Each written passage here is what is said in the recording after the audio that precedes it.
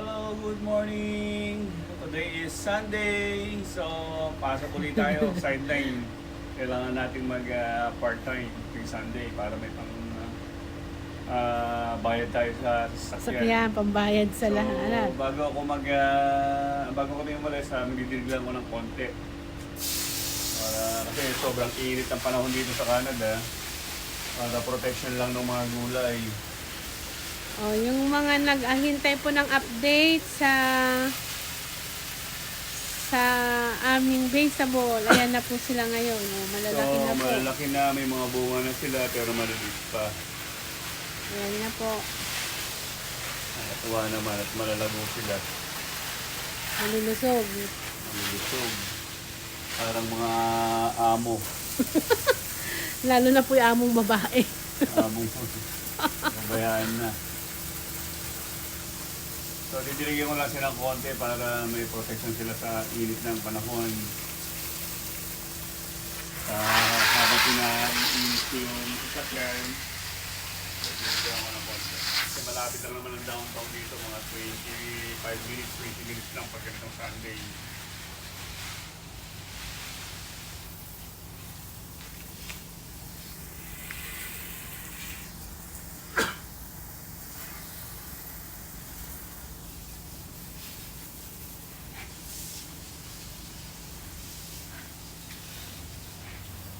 Ayan na po yung update.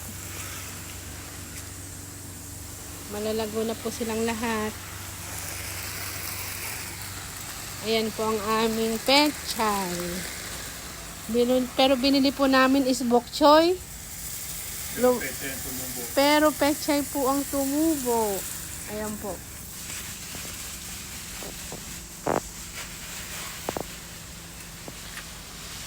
Pwede na po itong pangsigang. Panghalo. Panghalo sa sinigang. Ayan na po.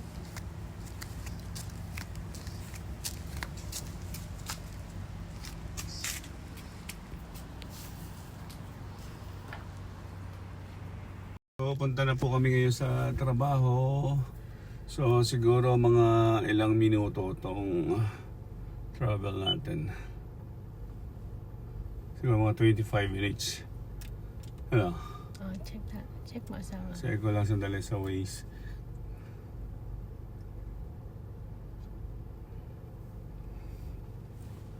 Go to 65. So 8:30. 8:30 maaga 22 pa rin minutes. pa. Maaga pa rin.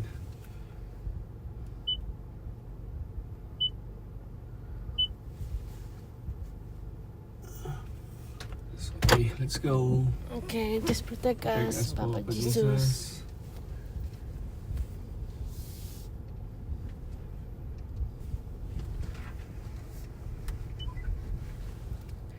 Ganyan po, pag Sunday, Kailangan mag-part-time. part-time, at kasama si Mrs. Kasama pa si Mrs. sa part-time.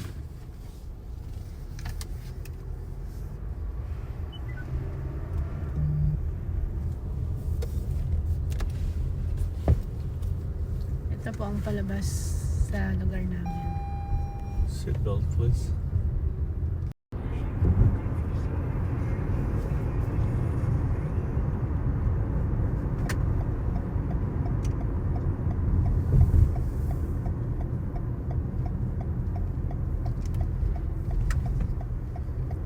Paliko po kami ng highway.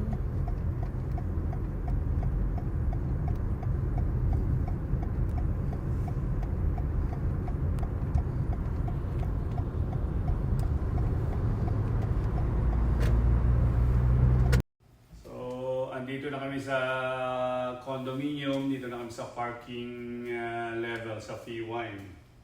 So ito kasi yung entrance na papasok sa building. Maraming dalang kontrabando po ang asawa ko. So pag Sunday kasi para lang kami nagpipiknik ni Mrs. Napakadaming dalang baon. Takot magutom. Takot nagutong yung Mrs. ko. So bali ito yung entrance ng P1. Papunta sa taas ng building. So, bali ito yung communication room dito. Yung isang, Dyan. dito ako nag-check ng mga mechanical room.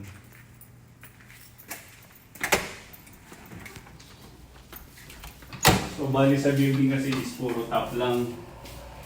Kailangan may fob ka para bumukas. So, yan. Kung let's say naman maiwan mo yung susi mo, yung fob mo, pwede mo naman pindutin to. May access din ako niyan.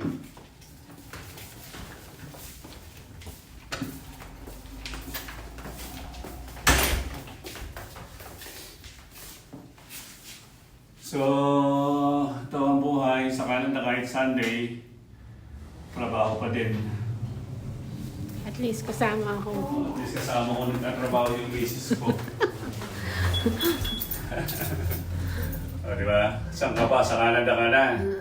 Habang nagtatrabaho kasama yung misis. Hindi naman ibig sabihin ni wala siyang tiwala. Kung magala naman di siyang ginagawa sa bahay. Mas gusto So, ko bali ito rin yung P1. I mean, floor 2. Second floor.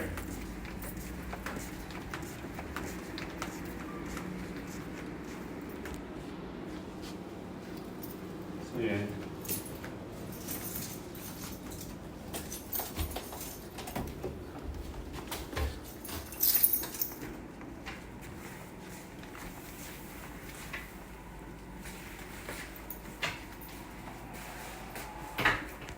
Dito na kami sa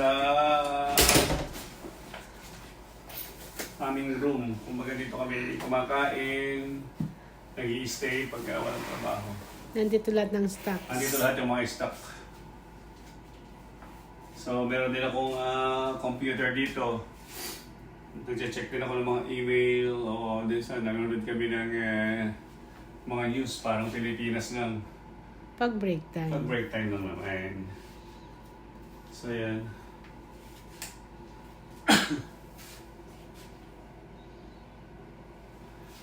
So, magre-rest lang muna kami, then update na lang po namin kayo mamaya. So, dito kami naman limit sa loading area. Dito sa papunta sa compactor chute. So, kasi dito sa Canada, marami kang mapupulot ng mga gamit. Katulad nito, nagaganda pa. Mga hangiran ng damit. Ayan. So, meron tayo dito parang picture ba ito? Parang pan eh. Parang pan. Parang pan. Ano? Pataas. May vacuum. So, ang vacuum dito, tinatapon lang. Marami na ako na-ipon na ganito. So, check ko na lang kung yung mamaya. Kasi pumunta kami ng Tim Hortons. Bibili po kami ng Tim Hortons. Pupunta kami ng Tim Hortons. So magkukopy kasi si Mrs. pero siya na lang yung order kasi nag-breakfast na ako. Ganda.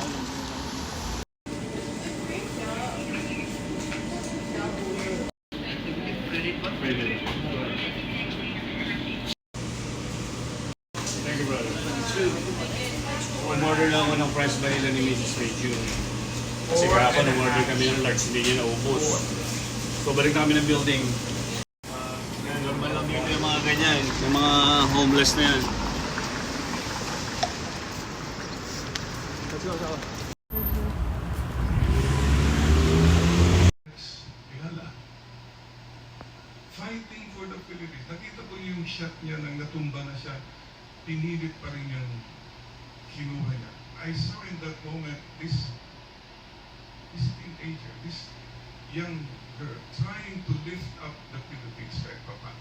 She's doing her part. And of course, please don't forget there is hope. Let's all do our part. We hold on to the word of God. Mga kapatid, umulan, bumagyo, ayos lang. Umulan, bumagyo, sa Diyos. At pakisabi mo sa katabi mo ngayon, bro, sis, umulan, bumagyo, may pag-asa pa tayo. Amen. Amen. Let the word of God lift us up. Let it become a leaven Believe, trust, surrender. Nothing is impossible with God. Mama Mary, our mother, teaches us, especially July 16 is the feast of Our Lady of Mount Carmel.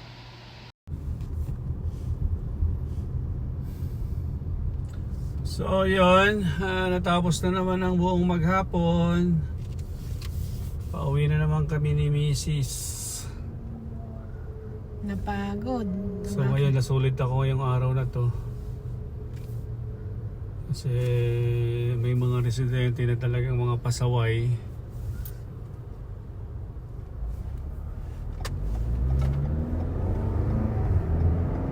Bakit naging pasaway? Kasi nga dapat nga bawal nga sila kasi magtapon ng mga large objects sa garbage chute. Supposed to be they bring down the boxes, the big box in the loading area, pero marami talagang mga tamad na mga Tinapon lang sa Mga regular. kasi, Dapat oo. yung mga hard box. Dapat. mga heavy object like that. So yun, kaya nag-clog yung garbage chute. So siguro meron akong mga isang oras na mahigit na nag-aalis ng bara ng garbage disposal chute. Okay. So yun, anyway, pupunta kami ngayon ng aquarium mga dito sa Kennedy. So bibili kasi ako ng buhangin saka isda. Kasi meron ako nabili aquarium. See you later na lang See you po. na po later. Hello, so andito kami ngayon sa North Wales. Kagagaling namin dun sa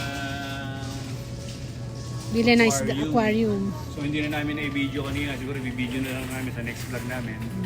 So dumaan lang kami sa North Wales para bumili ng pang Grocery. 2 days o 3 days na pang grocery. So etong dala kong to, actually napulot ko to bali dalawa. Sa condo. Dalawa ngayon sa condo kanina. So nagagamit ko na siya ngayon. Bago pa po. Ayan. So napaka-sarap din gamitin. Pag nag-picnic, pwede din gamitin. Tingin lang kami ng chicken dito para mag-tinola daw si Mrs. sa beef broccoli. So meron ako nakita chicken doon. Okay. $13. So meron silang chicken dito is $13, 4 na piraso. Oh. Expensive. Ha? It's so expensive. So wala naman tayong choice dito.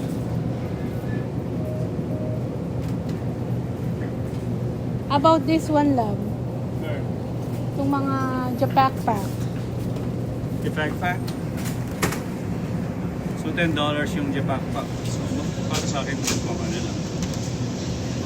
Tawag dito. $12 So yung the whole one naman, kung bibili tayo ng nito, $15. Love, ang ginagawa mo? So ito, nag-assemble ako ng aquarium. Meron kasi akong napulot na aquarium sa Condo. condominium. So yan, chinek ko kung buo siya. So far wala naman siyang leak. Tingnan ko nga. Tingnan nga natin. Wala naman siyang leak. Oh, so beautiful. So hindi pala basta-basta pwedeng lagyan ng isda kasi galing siya ng tap water, so may chlorine. So bumili ako ng pang water treatment. So bali iti-treat ko muna tong tubig for 2 to 3 days. Okay. So yan, gumagana pati yung Ayan, filter niya, yung pump ganda. niya. Oo, yan. So after sa mga Wednesday, bibilan na siya ng isang maliliit. Pati nga yung pang treat. So Ano ito yung sa ganyan? Prime. Removes chlorine and chloramine. Okay. So yun. So babay na po. Maraming salamat po sa panonood ng maikli ng video. Paki-like, subscribe, share, and follow na rin po. We love you. Bye-bye!